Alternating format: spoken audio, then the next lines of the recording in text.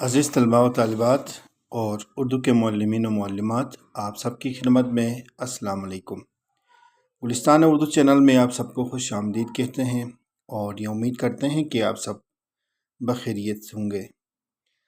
آج کی اس ویڈیو میں ہم جہان دانش کا فکری اور فنی جائزہ پیش کریں گے۔ تو آئیں شروع کرتے ہیں۔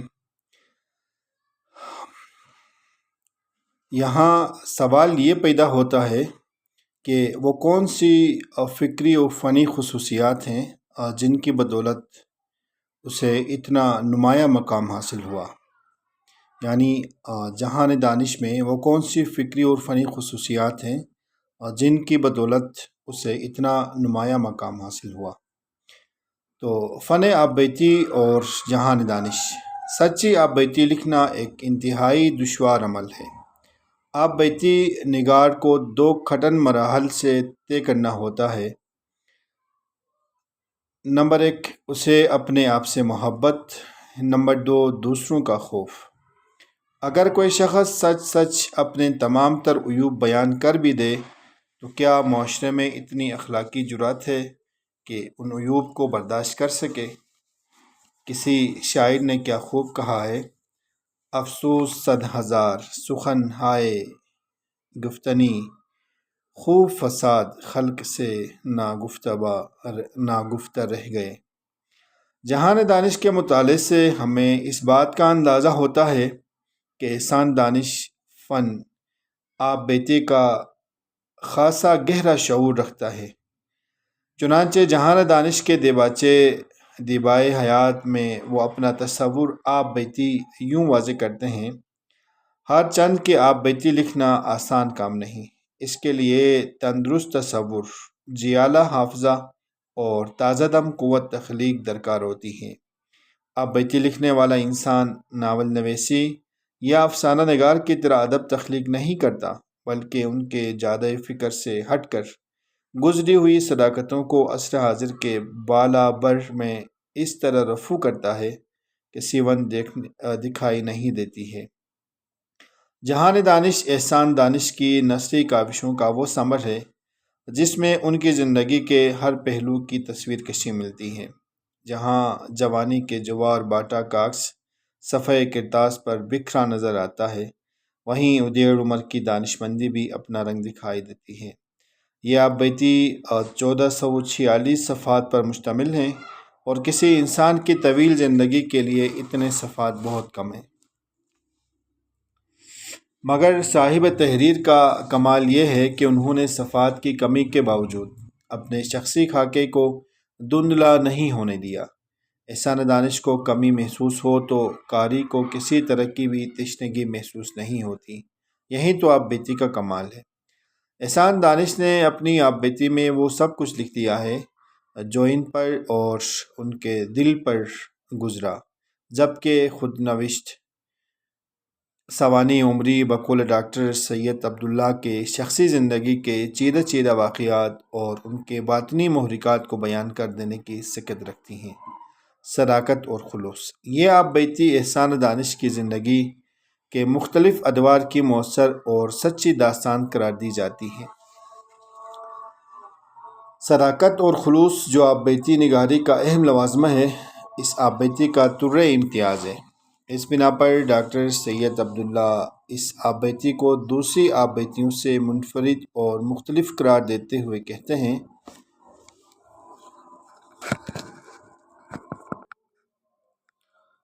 کہ میری جگہ کوئی اور ہوتا تو جہان دانش میں غزالوں کے خرام اور قمریوں کی گلوکاری کے قصے تلاش کرتے اور ڈھونڈتے کہ احسان نے اپنے گناہوں اور جرموں کی جزیات و تفصیلات کو رنگین الفاظ کے گلدستوں میں کس حد تک سجایا ہے۔ اس نے شرافت کے مسلمات کا اپنے عمل سے کس طرح مذاق اڑایا اور انسان کو شعر محض ثابت کرنے کے لیے ضبط نفس اور متانت کی دجیاں کس طرح بکھیری ہیں۔ مگر میں یہ دیکھوں گا کہ بشریت کے پیش درپیش عنکبوتی جالوں کی گرفت کے باوجود احسان نے رفعت کی جد و جہد میں بشریت کی قربانی دے کر انسانیت کے جزیرے میں کہاں قدم رکھا ہے۔ المختصر، یہ کہ فن آپ بیتی ایک دشوار فن ہے، لیکن احسان دانش اس کا خاصا گہرا ادراک رکھتے ہیں۔ انہوں نے اپنی خود نوش کو مبالغہ آرائی سے، جو اس کے لیے سم قاتل کی حیثیت رکھتا ہے، بچا کر رکھا ہے۔ زندگی کا گہرا شعور۔ جہان دانش ایک ایسی تخلیقی شخصیت کی داستان ہے جس نے اپنی زندگی کے بہت سے نشیب و فراز دیکھے، غربت اور بھوک کی گود میں پرورش پائی، مگر علم و ادب کی دنیا سے وابستہ رہے۔ گویا چکی کی مشقت کے ساتھ ساتھ مشق سخن بھی جاری رکھی، اور ادب کی دنیا کا ایک تابندہ ستارہ بن کر چمکے۔ اپنی غربت اور تنگدستی کا منظر کچھ یوں پیش کرتے ہیں: ہمارا گھر اس قدر کہنا اور بوسیدہ تھا کہ جس بالائی حصے میں ہم رہتے تھے، آئے دن چھت میں سانپ رینگتے دکھائی دیا کرتے۔ گھر میں کوئی لکڑی، لوہے یا جست کا بکس نہ تھا۔ نئے اور دھلے ہوئے کپڑے ایک مٹکے میں بھرے رہتے، اور عید تہوار کو میری والدہ وہیں پرانے کپڑے سلوٹیں کھول کھول کر مجھے پہنایا کرتی۔ ہر برسات میں مکان کا ایک نہ ایک حصہ یا تو گر جاتا یا گرنے کے قابل ہو جاتا۔ ساون میں برسات کے بےرحم سائن نہ پکتا تو والدہ مجھے پانی میں بھگو کر روٹی کھلاتی اور ساتھ ہی خود بھی کھا لیتی۔ غربت اور مشکل حالات نے احسان دانش کی شخصیت سازی میں بڑا کردار ادا کیا، اور انہی تجربات اور مشاہدات و حادثات ہی سے انہوں نے زندگی کا شعور حاصل کیا۔ دیبائے حیات میں احسان دانش اپنی زندگی کے نشیب و فراز کا حوالہ یوں دیتے ہیں: میں اول سے بفضل ہی تعالیٰ اپنے دشوار منزل حیات سے ثابت قدم اور بے داغ گزر رہا ہوں، اور خیال کر چکا ہوں کہ ایک مصیبت سے دوسری مصیبت تک کا درمیانی فاصلہ سکون حیات کہلاتا ہے۔ زندگی کے اسی شعور نے ان کے لہجے میں سچائی پیدا کی، اگرچہ اس میں کچھ تلخیاں بھی محسوس ہوتی ہیں، مگر اس کی فکر انگیزی اور معنویت سے انکار نہیں کیا جا سکتا۔ تیسری بات، عصر دانش کی جھلک۔ میتھو آرنلڈ کہتا ہے کہ ادب زندگی کا آئینہ دار ہے۔ کوئی بھی ادب معاشرے اور زندگی سے کٹ کر اپنا وجود بھی برقرار نہیں رکھ سکتا۔ جہان دانش کا بھی ایک اہم پہلو عصر دانش یعنی احسان دانش کے عہد کی عکاسی۔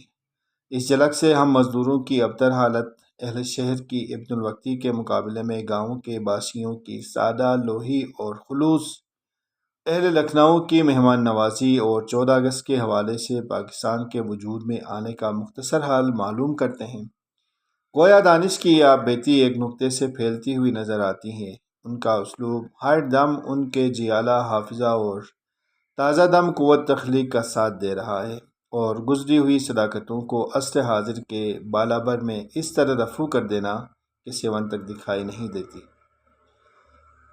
چوتھی بات، درد مندی اور دل سوزی کے لہر۔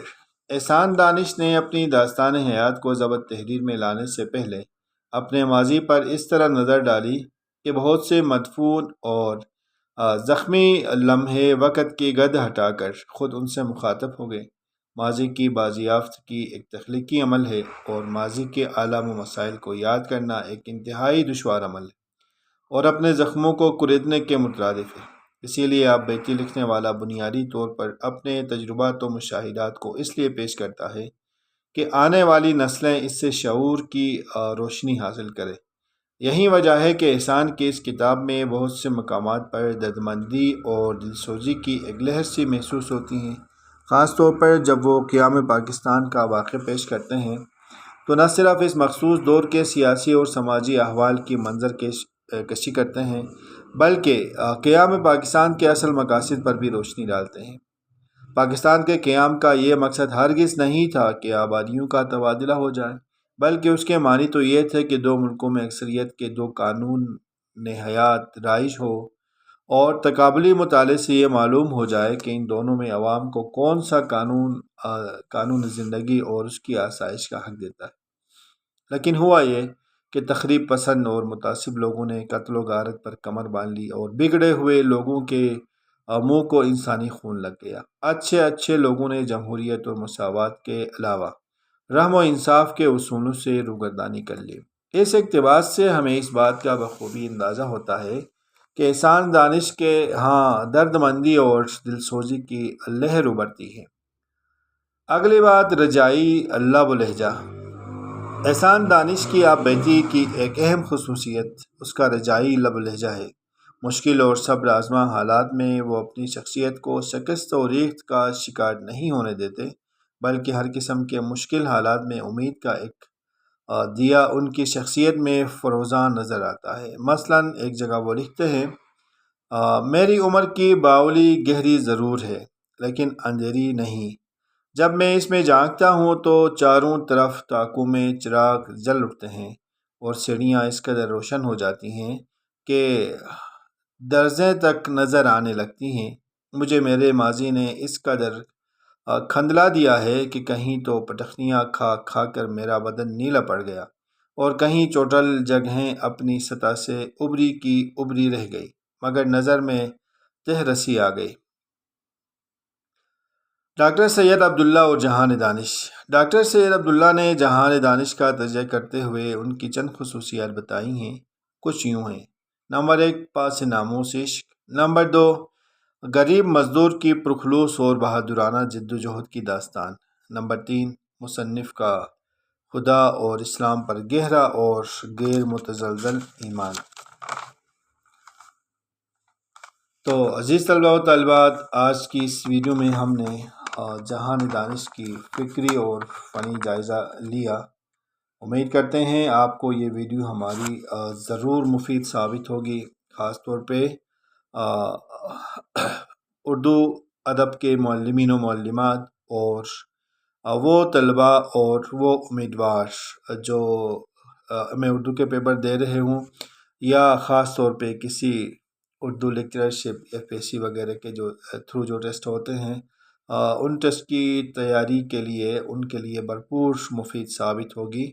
امید کرتے ہیں آپ کو ہماری یہ ویڈیو ضرور پسند آئے گی۔ کمنٹس میں اپنی رائے کا اظہار کریں۔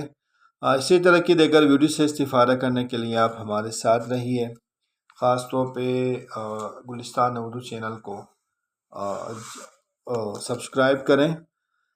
ہم ملتے ہیں ایک نئی ویڈیو کے ساتھ، تب تک کے لیے اللہ نگہبان۔